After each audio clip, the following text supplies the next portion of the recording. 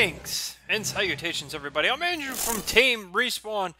This is a guide in Halo Wars 2 on getting started on the brand new map Fort Jordan. This is a remap. This is a remake of the popular map in Halo Wars 1 called Fort Deen. It's very, very similar to how it is in Halo Wars 1. I mean, everything that you love from that map is here. So if you've not played that map before, or you just want to kind of get re-familiarized with everything, that is the point of this video. If you want to see a full gameplay of me playing on this map, there'll be a card in the video as well as a link in the description to that video for you to check out. But for now, the way that this map works is all three. This map scales now to 1v1, 2v2, or 3v3, which is unique to Halo Wars 2. That was not a thing in Halo Wars 1. It was always a 3v3 map in Halo Wars 1. With this map, it can be scaled, but the size of the map does not change, which is unique for a Halo Wars 2 map. Usually they block off certain areas or whatever. Currently I'm playing a 1v1 map, or style for this map itself.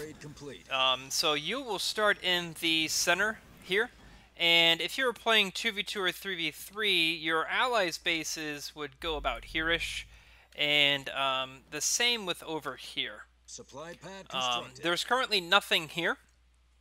There's a mini base for 1v1 here. If this was 3v3, this would be a full base. And across, this is a full base slot as well. Down the side of this ramp here, there is a mini base, but again, if this was 3v3, this would be a full base slot.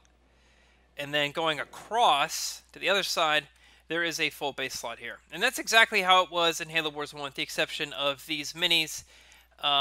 They are full bases in 3v3. Now, the style of the map is different depending on which side you start on. So here, you can see it's kind of a massive ledge with a kind of a sharp ramp here. That is how it was in Halo Wars 1. But if you go to the other side of the map, it's not the case. It is still elevated. And part of it does have a ledge with some overgrown terrain here. But to access that one side, it's actually from kind of hills, not necessarily a solid metal ramp. So that can kind of identify of what side of each base that you're on. Personally, I do think that having the ledge here is more defendable than having the hillside over here. But it's really to each their own. There's not really one side that's better than the other. It really is kind of a subjective opinion. For power nodes, they are on the same side depending on which area of the map you are. So one power node is always going to be here, and the second one is always going to be here. And the map is kind of symmetrical to be that way. If you were to flip it, it's always, if you're looking towards your opponent's base, the power nodes are always going to be on the right side. So if I come back over to my side and flip it around, the power nodes are on the right side. What's interesting about Fort Jordan and Fort Deen from Halo Wars 1 was the choke points that it presented to players. So here, there is a Garrison Tower, which I'm going to go ahead and start sending some Marines to. I'm going to train some more Marines to showcase this. Once you get some Marines over here, the way it worked in Halo Wars 1, it was when you garrisoned this tower here, this barrier would fill and it would prevent enemy units from crossing. That logic has since been removed in Halo Wars 2. It's simply from this control panel here, and it's not pertaining to if a unit's in this garrison or not. The garrison is still here, and I do recommend you put a unit in this garrison. I'm just going to do that so the infantry move faster, so they get over here quicker. But I would still put infantry in here just to get your line of sight, and it doesn't cost anything. At the time of recording, this doesn't cost anything to activate these barriers. So I will go ahead and deactivate that. Put the Marines in the cover, and you will see that the barrier will not go across. There is a power node right here in the middle, which I like a lot. The way it worked in Halo Wars 1 was if you these two garrisonable towers were actually in Halo Wars 1 in the position where this power node is, but now they're on the edge. And what I like about this is you can put a Marine in here, and then you can put another Marine in the other tower, and then if you take the power node, I do believe you will have close to full line of sight across this plane here, and this is where a lot of the action is going to happen. So there's going to be a lot of fighting over this power node, and there's going to be, I would say, a lot of turtling going on in this map. I do think that it is good for the map not to have the barriers in the middle.